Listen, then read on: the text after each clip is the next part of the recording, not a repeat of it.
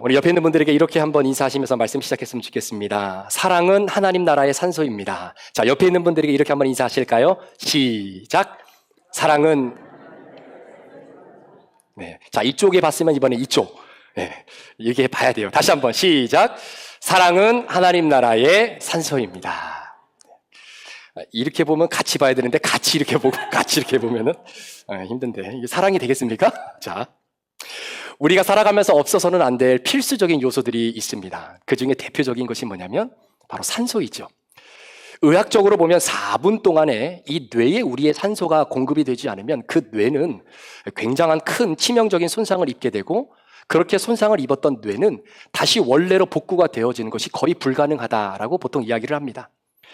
그래서 뇌과학자들이 보통 말하는 말이 사람에게 산소가 1%만 부족을 해도 굉장히 사람이 무기력해지고 그리고 두통과 어지럼증을 느낀다라고 이야기를 하죠. 그래서 보통 우리가 살아가고 있는 이 대기 중에는 산소가 약 19에서 21% 정도 있다라고 보통 이야기를 합니다. 그런데 우리가 살고 있는 이 지역, 특별히 이 대도시와 같은 부분에 있어서는 이 산소의 농도가 약 12에서 15%까지 떨어진다라고 보통 이야기를 하더라고요. 이와는 반대로 숲이 우거져 있는 이런 숲속 같은 경우는 산소의 농도가 약 21에서 24% 정도 굉장히 산소 농도가 많다라고 합니다. 그래서 여러분 시간이 되시면 숲길을 좀 자주 걸으셔서 여러분의 몸속에 산소의 농도가 잘 차여져 있기를 바랍니다. 혹시 보신 분들도 계실지는 모르겠지만 예전에 넷플릭스에서 택배기사라고 하는 영화 블랙나잇이라고 하는 이름으로 방영된 영화가 있었습니다. 이 영화의 내용은 지구의 종말로 있어 황폐해진 이 한반도하에 가장 가치가 높은 공기를 독점을 하고 이것을 이용하고 악용해서 사람들을 굉장히 힘들게 하는 한 세력이 있었죠. 이 나쁜 세력들은요, 공기의 신선도에 따라서 사람들이 살고 있는 구역을 나눠 놓게 됩니다. 예를 들면 일반 구역, 난민 구역, 또 어떤 때는 특별 구역, 또 어떤 때는 코어 구역, 이렇게 구역을 나눠 놉니다. 그래서 참고로 난민구역에 살고 있는 이 저소득층과 노숙자들은 사실 이 살아가는 삶의 가치를 못 느끼는 사람들이지만 그렇다고 해서 그렇게 죽일 수는 없는 사람들이기 때문에 그들을 난민구역에 몰아넣고 그렇게 삶을 살게 하지요. 그 영화를 보면서 이런 난민구역에 있는 사람들은 그날 산소가 배달되어지지 않으면 삶을 살아갈 수 없는 그러한 사람들입니다. 저는 그 영화를 보면서 산소라고 하는 것이 우리들에게 필요한 것들 중에 한 가지가 아니라 진짜 내 삶 그 자체가 바로 산소이다라는 것을 우리에게 던져주는 메시지가 있지 않는가라는 생각을 해보게 되었고요.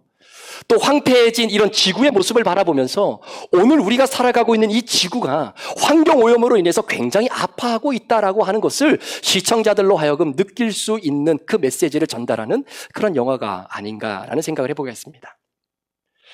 마치 늘 옆에 있기 때문에 그 존재의 소중함을 깊이 깨닫지 못하는 것처럼 산소가 우리 주변에 늘 있기 때문에 그 산소의 희소성과 가치를 우리가 깊이 깨닫지 못할 때가 많이 있습니다.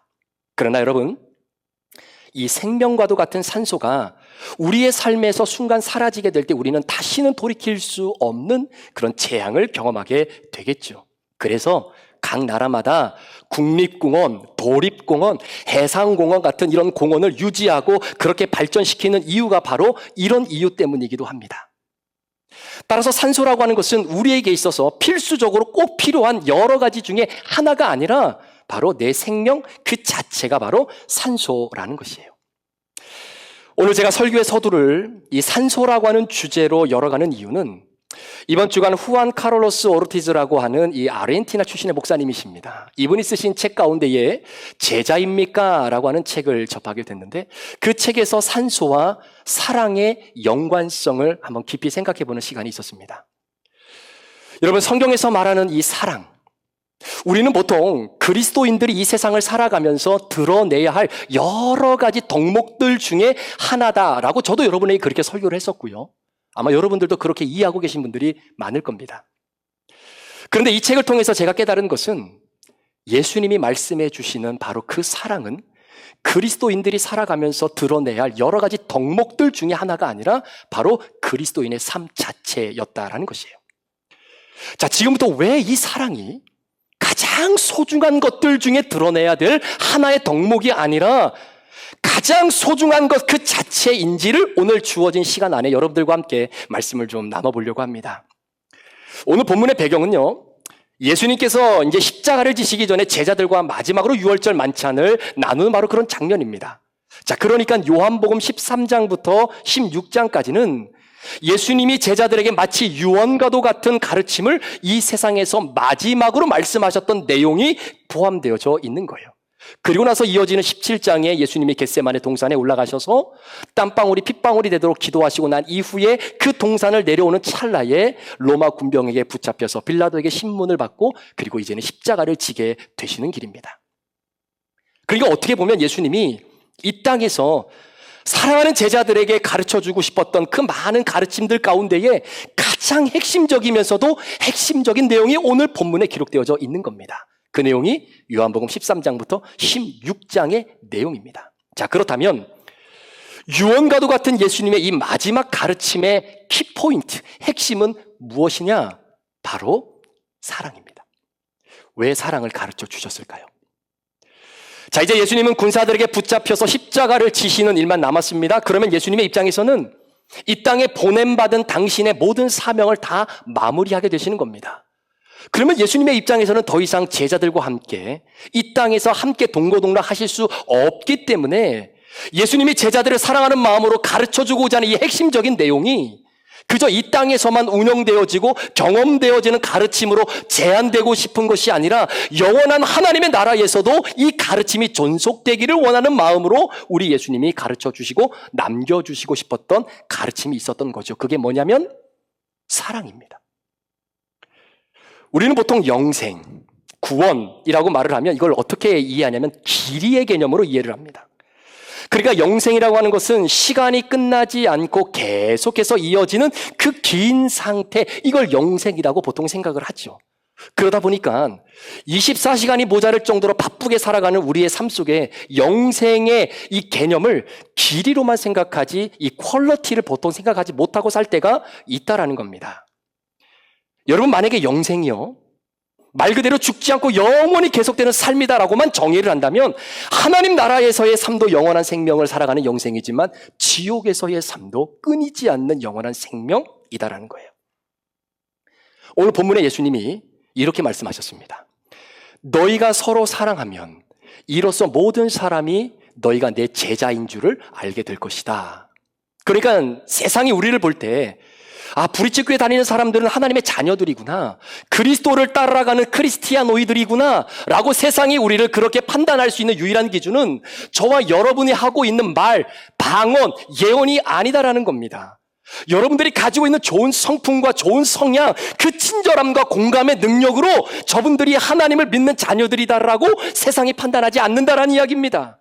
오히려 사랑이라는 거예요.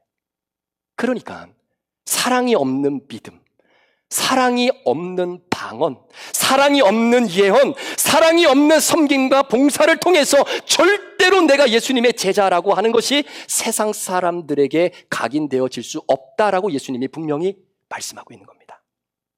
그런데 저를 포함해서 많은 그리스도인들이 사랑 하나를 선택할래? 아니면 예언과 방언과 능력과 병고침이 하나로 패키지 되어져 있는 은사 종합 선물 세트를 선택할래? 이 두 가지의 양자택일을 내밀면 100이면 100다 모두가 사랑 하나를 선택하기보다는 은사 종합 선물 세트를 선택할 경우가 더 많다라는 거죠. 왜 그럴까요?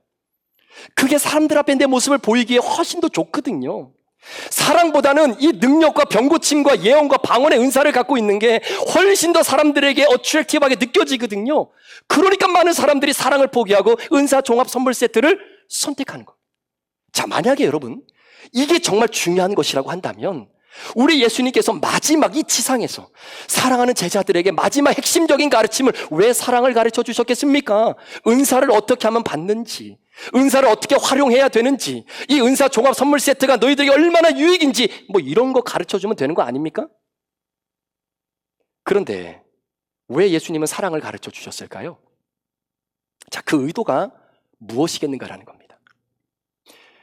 비록 예수님과 함께 동고동락을 했던 제자는 아니었지만 그와 못지않게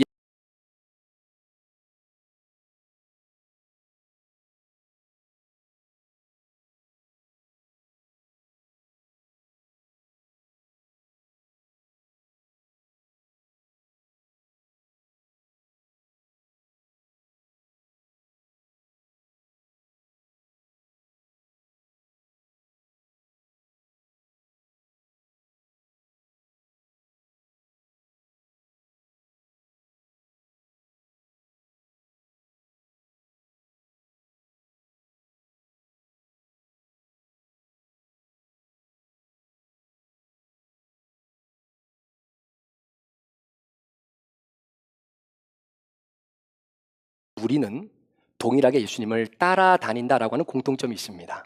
그런데 예수님을 따라다니는 그 자체만으로 무리와 예수님의 제자를 동일시 여길 수 없다라는 것 여러분 알고 계시죠?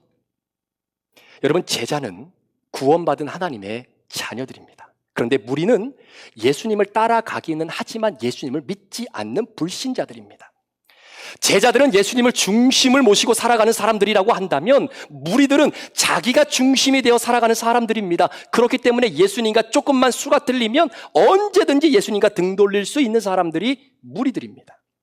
여러분, 무리들은요, 내가 원하고 추구하는 모든 것이 있지만 그 안에 예수가 없어도 그걸 원하면 취하는 사람들이 무리들입니다. 그러나 제자들은 모든 것이 완벽하게 갖추어져 있다 손 치더라도 그것이 everything이라고 고백할지라도 그 안에 예수가 없으면 nothing이라고 고백하며 살아가는 사람들이 제자들입니다. 제자들은 구원의 증거를 사랑에서 찾는다면 무리들은 구원의 증거를 내가 어떻게 전도해야 되지? 내가 담배를 피우느냐 피우지 않느냐, 내가 교회 봉사를 해야 되느냐 말아야 되느냐, 내가 술을 마시면 구원을 못 받은 거고 술을 안 마시면 구원받은 거고 담배를 피우면 구원을 안 받는 것이고 뭐 담배를 안 피우면 구원을 받는 것이고 여기에서 내 구원의 증거를 찾는다라는 거예요. 근데 여러분 잘 기억하셔야 됩니다. 사랑은 내가 구원받았는지 구원받지 않았는지를 판가름해주는 중요한 시금석이 되는 거예요. 자, 요한일서 4장 7절과 8절 그리고 이어지는 요한일서 3장 14절에 사도 요한이 뭐라고 이야기하는지 한번 들어보십시오. 사랑하는 자들아, 우리가 서로 사랑하자. 사랑은 하나님께 속한 것이니 사랑하는 자마다 하나님으로부터 나서 하나님을 알고 사랑하지 아니하는 자는 하나님을 알지 못하나니 이는 하나님은 사랑이심이라. 이어지는 요한일서 말씀입니다. 우리는 형제를 사랑함으로 사망에서 옮겨 생명으로 들어간 주를 알거니와 사랑하지 아니하는 자는 사망에 머물러 있느니라. 혹시 여러분들 가운데에 목사님, 저는 구원의 확신을 가지고 살아가는지 잘 모르겠습니다. 제가 구원의 확신을 어떻게 하면 가질 수 있을까요? 라고 만약에 누군가 저에게 질문을 한다면 저는 단호하게 이렇게 말씀을 드릴 겁니다. 사랑하는 성도님, 형제 자매를 사랑하십니까? 형제 자매를 정말 사랑하십니까? 요한복음과 요한서신을 기록했던 사도 요한의 논리에 따르면요, 내가 형제와 자매를 사랑한다라고 말하면서, 그러니까 내가 형제와 자매를 사랑하지 않는다라고 하면서 내가 구원받은 하나님의 자녀다라고 한다면 여러분, 내가 받은 구원 다시 한번 진짜 깊숙이 생각해 봐야 되는 겁니다. 이유는 뭐냐면 사도 요한이 고백하기를 형제를 사랑함으로 말미암아 사망에서 옮겨져 생명에 이르게 되었다라고 성경이 기록하고 있기 때문입니다. 자, 그러면 사랑이라고 하는 것이 구원의 시금석이고 사랑하지 않으면 예수님의 제자가 아니라고 하는데, 아니 목사님, 저 사랑하고 있거든요. 저 사랑 많이 하는데, 자, 그럼 도대체 성경이 말하는 사랑이 뭐냐라는 거예요. 예수님이 마지막 제자들에게 가르쳐 주셨던 그 핵심적인 사랑의 메시지가 무엇이겠는가라는 겁니다. 왜 그러냐면 어떤 분들은 내가 사랑을 하고 있음에도 불구하고 그것이 사랑이 아닌 줄을 알고 계시는 분들도 있고요. 또 어떤 분들은 사랑을 정말 많이 퍼부어주는데 문제는 그 사랑이 예수님이 말씀하신 성경이 말하고 있는 사랑이 아닐 때가 너무나 많다라는 겁니다. 자, 그럼 도대체 성경이 말하는 사랑, 구원의 시금석이 된다라고 말하는 이 사랑은 도대체 무엇일까? 감사하게도 예수님께서 저와 여러분에게 이 사랑이 무엇이다라는 것을 말과 글로 설명해 주시고 한 것이 아니라 친히 예수님이 행동을 통해서 이 사랑이 무엇인지를 우리에게 말씀해 주셨는데요. 그것이 요한복음 13장 앞부분에 기록되어져 있는 바로 제자들의 발을 씻어주신 예수님의 모습입니다. 자, 요한복음 13장 1절 말씀을 보십시오. 유월절 전에 예수께서 자기가 세상을 떠나 아버지께로 돌아가실 때가 이른 줄 아시고 세상에 있는 자기 사람들을 사랑하시되 끝까지 사랑하시니라. 예수님께서 제자들을 사랑하시되 끝까지 사랑하신다라고 하는 이 끝까지의 사랑을 예수님이 어떻게 보여주셨냐? 갑자기 예수님이 식사하시다 말더니 자리에서 일어나는 겁니다. 그러니 자신의 겉옷을 벗고 수건을 가져다가 그 수건을 허리에 두르시는 거죠. 그러면서 수많은 제자들 가운데에 특별히 베드로의 발을 씻어주시려고 행동을 취하자 베드로가 갑자기 오지랖을 부리면서 예수님에게 하는 얘기가, 아니 예수님 지금 뭐 하시는 겁니까? 아니, 어떻게 예수님께서 더러운 제 발을 씻어주실 수 있으십니까? 어떻게 선생님이 제자의 발을 씻어줄 수 있습니까? 이건 절대 안 됩니다. 그렇게 오지랖을 부리니까 예수님이 베드로에게 뭐라고 말씀하시냐면, 내가 너를 씻어주지 아니하면 너와 나는 상관이 없다, 이렇게 말씀하세요. 어디를 씻겨주지 않으면 상관이 없다는 얘기일까요? 발을 씻겨주지 아니하면. 그러니까 예수님께서 베드로를 바라보면서 내가 네 몸을 씻어주지 아니하면, 네 지저분한 손을 씻어주지 아니하면, 네 얼굴을 씻어주지 아니하면 너와 나는 상관이 없다, 이렇게 말씀 안 하셨습니다. 지저분하고 그 더러운 발을 씻어주지 않으면 너와 나는 상관이 없다. 여러분, 이 말씀이 굉장히 중요한 말씀이에요. 어떤 사람은 나를 사랑한다라고 이야기하는데 내 얼굴만 씻겨줘요. 어떤 사람은 나를 사랑한다고 하면서 내 손만 씻어줘요. 여러분, 죄송하지만 그 사람은 여러분과 아무런 상관이 없는 사람입니다. 사랑하는 척만 하는 것이지 진짜 사랑이 아니라는 거예요. 결국은 더럽고 지저분한 내 발을 씻어주지 않으면 나와 그 사람은 상관이 없다라는 이야기입니다. 따라서 그 누구도 씻어주기 꺼려하고 감당하기 힘든 나의 이 지저분한 발이 드러났을 때에 그 더러운 발을 씻어주고 감당할 수 있는 그 사람이 진짜 사랑하는 사람이에요. 혹시 여러분 주변에 여자분들 같은 경우에 평소에 여러분 옆에서 그렇게 붙어다니며 알랑망고 끼면서 어머 언니, 나는 언니가 너무 좋아, 나는 언니가 내 인생의 롤모델이야, 언니 알지? 그렇게 이야기하면서 어느 날 갑자기 그 롤모델이라고는 언니의 발을 보니까 너무나 지저분하고 너무나 더러운 거예요. 아니 언니가 이런 지저분한 발을 갖고 사는 사람이었어? 라고 말하면서 유유히 여러분의 곁을 떠나갔던 사람은 없었습니까? 혹시 그렇게 떠나갔던 사람이 여러분은 아니었습니까? 진짜 사랑하는 사람 아닙니다. 사랑하는 신용만 낸 거죠. 예수님이 베드로의 그 더러운 발을 씻어주고자 할 때 베드로가 이렇게 또 이야기합니다. 그럼 예수님, 내 더러운 발뿐만 아니라 내 몸도 좀 깨끗이 씻어주십시오. 그랬더니 예수님이 하시는 말씀이 이미 목욕한 사람은 깨끗하여졌으니 발만 씻으면 된다라고 말씀하시는데, 여러분 이게 무슨 의미일까요? 자, 이미 목욕을 해서 깨끗함을 받은 사람은 하나님의 구원을 받은 택자들입니다. 구원받은 하나님의 자녀들이에요. 저는 누가 택자고 누가 택자가 아닌지 몰라요. 그러나 하나님께서 구원하시기로 결정하신 택자, 그 사람은 구원받는 거예요. 그 구원의 은총과 섭리를 어느 누구도 막아낼 수 없는 겁니다. 그러니까 죄의 종로를 타며 지옥을 향해 달려가고 있었던 사람이 하나님의 택함을 받아 구원받아 하나님의 자녀가 된 이후에는 천국을 향해 살아가는 운명으로 바뀌어지게 되는 거죠. 자, 그런데 문제는 여러분, 그렇게 구원받은 택자의 구원이 하나님 앞에 서는 그 순간까지 온전히 완성되기까지는 이 세상에 어느 누구도 상관없이 두 발을 딛고 코끝에 호흡을 가지고 살아가야 됩니다. 그러니까 하나님의 섭리 가운데 구원받은 자녀로 우리가 택함을 입었지만, 즉 목욕함으로 그리스도 예수의 보혈의 능력으로 우리가 깨끗하여 주의 자녀가 되었지만, 그럼에도 불구하고 여전히 죄가 창궐하고 만연한 이 세상에 발은 딛고 살아가야 되잖아요. 구원받은 자녀라고 해서 어찌 여러분 세상과 동떨어진 인생을 살아갈 수 있겠습니까? 여전히 죄와 싸워야 돼요. 피 흘리기까지 죄와 싸워야 됩니다. 하나님이 기뻐하시는 것과 내가 좋아하는 것 사이의 갈등을 끊임없이 경험해야 되는 인생을 살아가야 되는 거예요. 죄가 득실거리고 공중 권세 잡은 자들이 이제 마지막 때가 되었기 때문에 어떻게든 예수 믿는 자들을 그 믿음에서 떨어뜨리려고 하는 그러한 모든 상황 속에서 살아가야 된다라는 겁니다. 그러니 어찌 두 발을 딛고 살아가지 않을 수 있겠어요? 그래서 예수님 말씀하시는 겁니다. 이미 목욕한 사람은 그렇기 때문에 발은 씻어야 되는 거야. 구원받은 자라고 해서 중국 무협 영화에 나오는 사람들처럼 공중부양하고 둥둥 떠다니는 그런 거 아니잖아요. 여러분, 손 짚고 이 세상 못 살아갑니다. 여러분, 얼굴 땅에 비비면서 이 세상 못 살아갑니다. 이 세상은 두 발 딛고 살아가셔야 돼요. 그래서 구원받은 자도, 하나님의 은혜로 구원받은 자도 욕심의 먼지가 저와 여러분의 발에 묻을 때가 있어요. 탐욕과 정욕의 오물 통해 우리의 발이 빠질 때가 있습니다. 때로는 음란이라고 하는 똥을 밟을 때가 있다라는 거예요.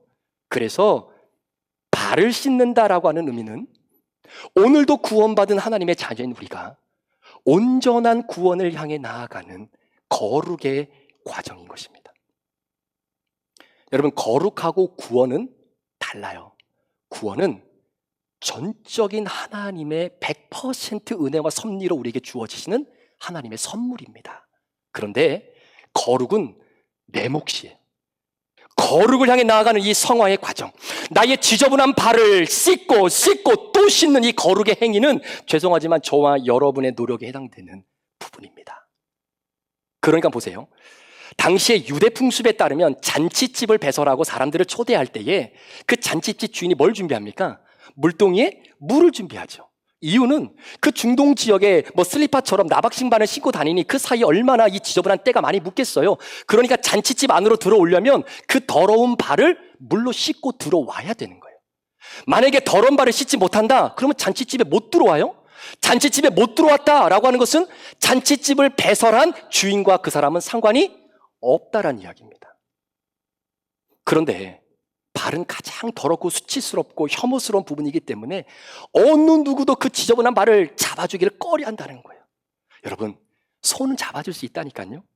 얼굴은 씻겨줄 수 있다니까요. 그런데 그 더러운 발을 잡아준다? 이건 보통 힘든 일이 아닙니다. 그래서 발을 잡아주는 사람이 없어요. 오히려 더럽고 수치스러운 발은 초대받은 그 사람이 주인이 준비한 물동이를 가지고 어느 누구도 보지 않는 그 은밀한 곳에 가서 그 물동이의 물을 가지고 자신의 더러운 발을 깨끗하게 씻어내야만이 결국은 그 잔치집 안으로 들어갈 수 있는 거고, 그래야 그 주인과 상관이 있는 사람이 되는 겁니다. 그러니까 발을 씻는 이 부분은 누가 해결해 줄 수 있는 부분이 아니라 철저히 하나님 앞에서 본인이 해결해야 하는 부분이라는 거예요. 자, 그런데 들어보세요.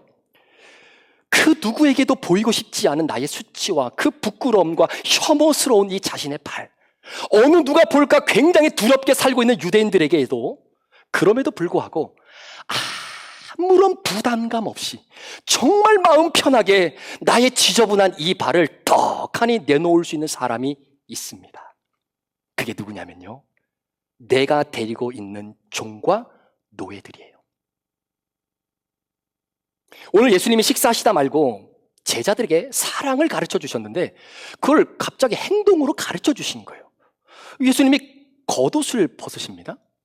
무슨 의미일까요? 여러분 생각해 보세요. 종이 일을 하는데 겉옷을 잘 차려입고 일을 하면 그 종이 잘 일하겠습니까? 이 걸리적거려서 일을 못해요. 그러니까 겉옷을 벗는 겁니다. 혹시 고대 로마를 배경으로 하는 이런 영화를 보면 배너 같은 영화 있잖아요. 그 큰 배 밑에서 노를 젓는 그 노예와 종들 보셨습니까? 그들이 겉옷을 잘 차려입고 노를 젓던가요? 아니요. 그렇게 차려입고 노를 저으면 노를 제대로 못 젓습니다. 그러니까 종들은, 노예들은 겉옷을 다 벗어버리는 거예요. 자, 오늘 예수님께서 자신의 겉옷을 벗어 놓았다. 여러분, 이게 뭘 의미하는 거냐면 내가 노예가 됐다는 거예요. 내가 제자들 앞에서 종이 됐다라는 이야기입니다. 따라서 세상을 말씀으로 창조하신 전능하신 하나님, 이 세상의 근원이 되시는 그 하나님께서 육신의 몸을 입고 이 땅에 오셔서 인간이 떨어질래야 떨어질 수 없을 만큼 낮아진 바로 그 위대한 사건이 요한복음 13장 앞에 기록되어 있는 예수님이 제자들의 발을 씻겨주신 사건이에요. 대단한 사건입니다.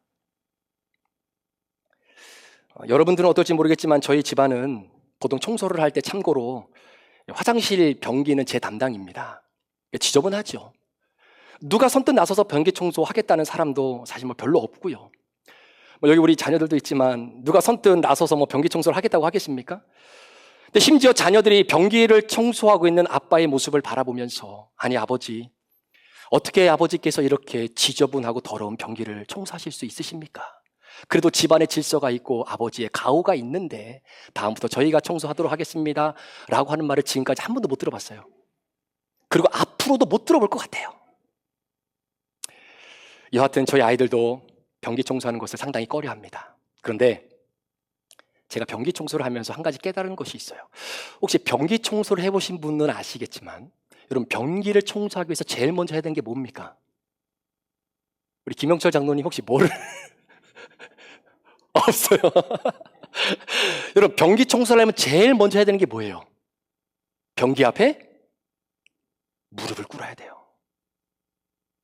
변기 앞에 무릎을 꿇어야 돼요. 무릎을 꿇고 그리고 나서 변기 속뿐만 아니라 변기 주변과 특별히 저 변기 뒷부분까지 청소를 하려면요, 최대한 허리를 숙여야 됩니다. 그리고 머리를 있는 대로 낮춰야 돼요. 그래야 손을 뻗쳐서 어느 누구도 닿지 않는 그 변기의 은밀한 곳까지 청소를 할 수 있는 겁니다. 한마디로 그 지저분한 변기와 제 몸이 혼연일체가 돼야 가능하다는 이야기예요. 그래서 저는 이 변기 청소를 할 때마다 제 마음속에 저도 모르게 이 자라고 있는 교만 덩어리가 있잖아요. 이 교만 덩어리를 하나님 앞에 회개하는 심정으로 변기를 청소합니다. 이 자리를 빌어 제 아내가 이 사실을 꼭 알아줬으면 참 좋겠습니다. 여하튼 저와는 비교할 수는 없겠지만 예수님께서 갑자기 허리를 굽히시고 최대한 낮은 자세로 제자들의 발을 하나씩 하나씩 붙잡더니 씻기기 시작하는 거예요. 자, 그런데 여러분, 제가 좀 전에 말씀드렸잖아요. 유대인들은 자신의 더러운 발을 사람들에게 보이기를 굉장히 꺼려합니다. 그런데 유일하게 종과 노예 앞에서는 당당하게 자신의 발을 내볼 수 있다라고 말씀드렸잖아요. 이유가 무엇인가요? 그 이유는 종은요, 내가 모시는 상전 앞에 나의 수치와 부끄러움과 나의 죄악과 혐오스러움이 이미 주인 앞에 완전히 다 까발려져 있는 사람이 바로 종입니다. 그러니까 여러분, 이런 맥락이에요. 주인님, 제 앞에서는요, 부끄러워하실 필요 없습니다. 주인님의 수치와 주인님의 부끄러움이 어디 제 수치와 제 부끄러움만 하겠습니까? 그러니 걱정하지 마시고요. 다른 사람에게 보이기는 부담스럽다면 제 앞에서는 편하게 그 발 내밀어 주세요. 제가 깨끗하게 씻겨 드리겠습니다. 종이 이렇게까지 할 수 있는 이유는 내가 모시는 그 주인이 하늘 같은 존재이기 때문에 그럴 수도 있겠죠. 그런데 종이요, 낮아지고 정말 낮아지는 그 자리에서 그 하늘 같은 주인을 바라보니까 웬일입니까? 그 주인도 자기하고 똑같이 더러운 발을 갖고 있더라는 거예요. 평상시에는 잘 안 보였는데 막상 이 낮은 자리에서 허리를 굽히고 낮아지다 보니 평소에는 보이지 않았던 그 주인의 발, 똑같이 더러운 발을 지니고 살아가는 사람이더라는 거예요. 여러분 앞에 있는 저요, 더럽고 지저분한 발을 가지고 살아가는 사람입니다. 우리 계시는 장로님들, 권사님들, 또 우리 리더자분들 다 지저분한 발을 가지고 살아가는 사람들입니다. 뭐 방언을 하고 교회를 오래 다니고 성령춤을 추고 뭐 예언을 하고 하는 분들 있잖아요. 그거 아세요? 그분들도 더러운 발을 가지고 살아가는 분들이에요. 심지어 남들의 지저분한 발을 보면서 아우, 저 사람 발이 왜 이렇게 지저분해? 마치 자기는 그런 발을 가지고 살아가고 있는 사람이 아닌 것처럼 이야기하는 그 사람도 한꺼풀만 벗겨보면 오히려 보통 사람들보다 더 지저분한 발을 가지고 살아가는 사람일 수도 있습니다. 그러니까 누군가가 그 더러운 발을 씻어줘야 돼요. 따라서 예수님이 우리에게 가르쳐준 사랑이 뭐냐? 성경이 우리에게 말하고 있는 그 사랑이 무엇이냐? 자신의 그 더럽고 수치스러운 발을 누군가에게 편하게 내어 보내줄 수 있는 그 사람이 되어주는 것, 이것이 사랑이라는 거예요. 이 마음으로 우리 예수님이 제자들을 사랑하시되 끝까지 사랑하시는 겁니다. 얘들아, 너희들의 그 수치와 혐오스러운 발 내 앞에서는 괜찮아. 부담 갖지 말고 그냥 내놔. 내가 깨끗하게 씻어줄게. 오, 예수님 알겠습니다. 부담 없이 편하게 내 죄의 모습 주님 앞에 내놓겠습니다 라고 만들어주는 그 예수님의 모습이 사랑이라는 거예요. 여러분, 남편 사랑하십니까? 남편 정말 사랑하세요? 아니, 돈 많이 벌어다 주고 내가 원하는 거 사주니까 그래서 사랑하는 거 말고요. 진짜 여러분 남편 사랑하십니까? 우리 남편 되시는 분들 진짜 아내 사랑하십니까? 정말 아내 사랑하세요? 여러분들에게 허락하신 그 자녀들 사랑하십니까? 제가 여쭙는 이 사랑은 예수님이 보여주신 사랑이에요. 사랑하면 관계가 불편하지 않습니다. 관계가 불편하잖아요? 그럼 상대방에게 내 지저분하고 혐오스러운 발이 보여지는 그 순간 그 관계는 거기서 마침표를 찍게 되는 겁니다. 여러분, 교회도 마찬가지입니다. 겉으로는 사랑합니다. 목사님 사랑합니다. 장로님, 권사님, 집사님 사랑합니다. 그렇게 하나님께서 당신을 통해 이렇게 찬양해도 혹시 여러분 마음 가운데 조금이라도 그래, 당신 나한테 언젠가는 한번 당신의 지저분한 발 보여봐봐. 그 순간 당신과 나는 거기서 관계는 끝이야 라고 생각하는 분이 있다면 여러분, 그건 성경이 말하는 사랑, 예수님이 가르쳐 주신 사랑이 아닙니다. 그런 사람에게 어디 불편하고 부담스러워서 내 지저분한 발을 어찌 보일 수 있겠습니까? 그래서 종이 되어 주셔야 돼요. 종이 되어 주셔야 됩니다. 우리 사랑하는 남편분들에게 도전합니다. 우리 남편분들이요. 여러분의 아내가 정말 편하고 부담 없이 자신의 부족함과 연약함과 그 부끄러움을 내 사랑하는 남편에게 편하게 말을 할 수 있는 종이 되어 주셔야 된다는 거예요. 반대로 우리 아내분들이요. 여러분의 남편이 남편으로서 편하게 부담 없이 자신의 혐오스러움과 부족함과 그때 묻은 그 발을 사랑하는 아내 앞에 편하게 내놓을 수 있는 종이 아내가 되어 주셔야 되는 겁니다. 그게 사랑이에요.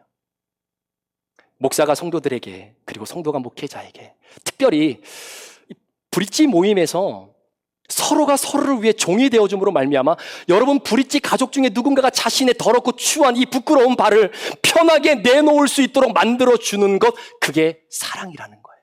그게 사랑인 겁니다. 이 사랑이 저는 저에게 넘쳐나기를 기도합니다. 그리고 이 사랑이 여러분과 여러분 가정과 우리 교회 안에서 풍성해지기를 간절히 원합니다. 그래서 말씀을 들었으니까 연습하셔야죠. 연습하셔야죠. 브릿지에서 또 각 팀에서 그리고 각 가정에서 이 사랑을 꼭 연습하십시오. 그래서 누군가가 자신의 수치와 그 죄, 누군가에게 말할 수 없었던 나의 그 부끄러움과 아픔의 그 고백을 편하게 내놓을 수 있도록 만들어주는 바로 그 사람, 그게 사랑인 거예요. 그게 나를 위한 것이 아니라 그 발을 내미는 그 사람을 위해 내가 종이 되어주는 것, 그게 예수님이 우리에게 보여주신 사랑입니다. 여러분 아시죠? 이거 원고 없는 이야기인데요, 여러분 그 마음을 서로 이해하고 사랑해 줄 수 있는 유일한 관계는 부부관계밖에 없어요. 공동체의 관계밖에 없는 겁니다. 여러분 사업적으로 만난 파트너가 그래 줄 수 있을까요? 천만의 말씀. 여러분 가정에서 이 아름다운 관계가 회복이 되시기를 축복합니다. 그래서 여러분의 자녀들이 부모에게, 여러분의 남편과 아내 각자에게 자신의 수치와 부끄러움을 내놓았을 때 그 발을 믿음으로 씻어주는 아름다운 그 사랑이 회복되어짐으로 말미암아 여러분의 가족 모두가 하나님이 배설하신 아름다운 잔치에 참여하게 되는 그 축복과 은혜를 누리게 되는 복된 한 주간의 삶이 되시기를 우리 구주 예수 그리스도의 이름으로 축복합니다. 기도하시겠습니다.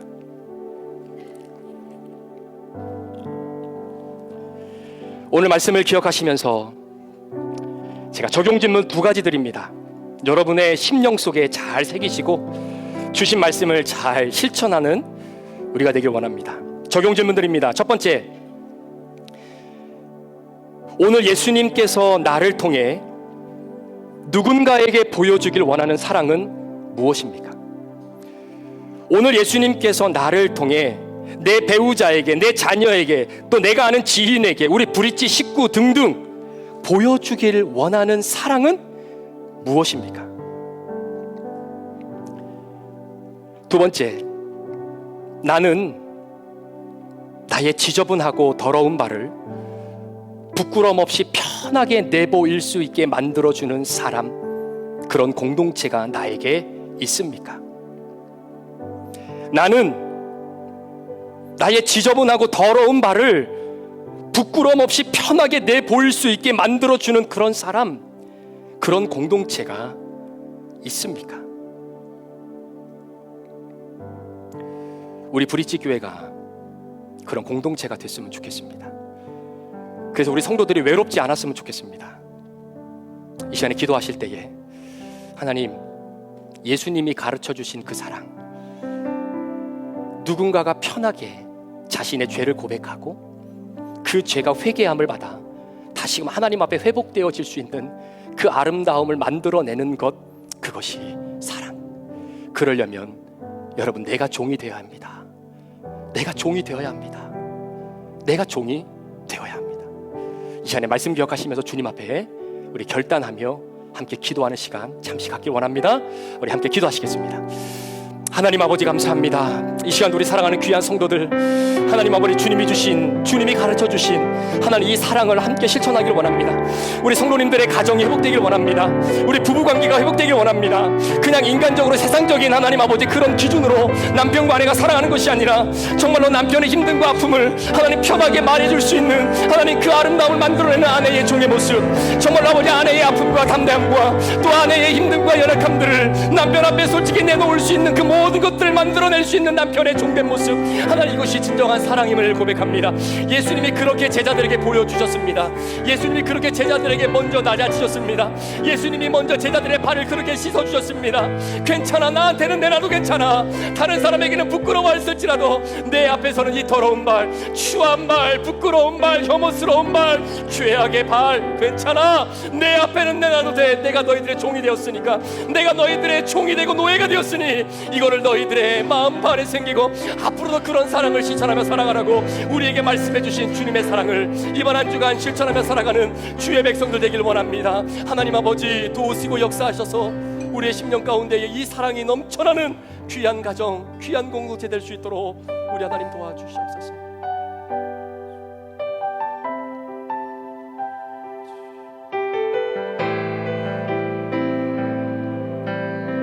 같이 한번 찬양할까요? 하늘의 영광, 하늘의 영광을 다 버리고 낮은 이곳에 내려오신 주, 죽기까지 나를 사랑하신 그 사랑 얼마나 큰지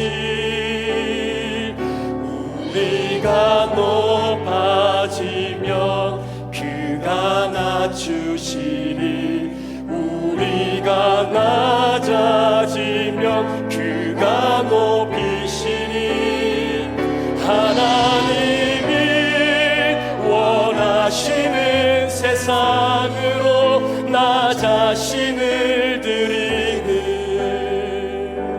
섬김으로 내 발을 닦아주사 먼저 섬기시고 서로 사랑하라고 말씀하시었네. 하나님이 원하시는 세상으로 나 자신을 드리는 섬김의 모습이 되기를. 하늘의 영광을 다 버리고, 하늘의 영광을 다 버리고 낮은 이곳에 내려오신 주님, 내려오신 죽기까지 나를 사랑하신 그 사랑 얼마나 큰지, 그 사랑 얼마나 큰지 우리가 높아지면 그가 낮추시리, 우리가 낮아지면 그가 높이시리. 하나님이 원하시는 세상으로 나 자신을 드리는 섬김으로 내 발을 닦아주사 먼저 섬기시고 서로 사랑하라고 말씀하시었네. 하나님이 원하시는 세상으로 나 자신을 드리는 섬김의 모습이 되기를.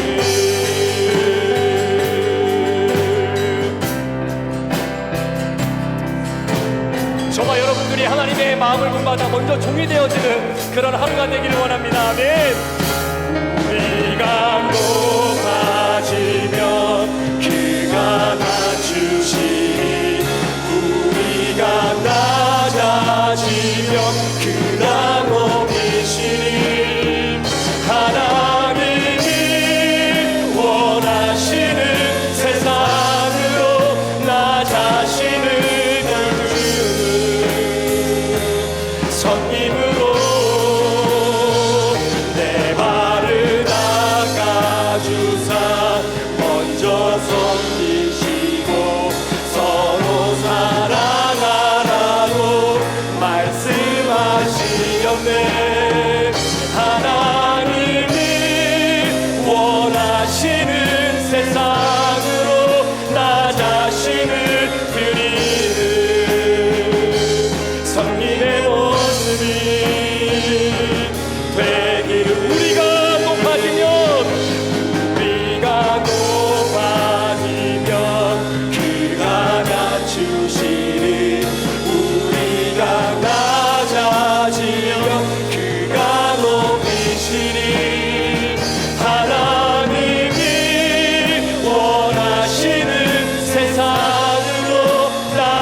자신을 낮추는 섬김으로 내 발을 닦아주사 먼저 섬기시고 서로 사랑하라고 말씀하시었네. 하나님이 원하시는 세상으로 나 자신을 드리는 섬김의 모습이 되기를.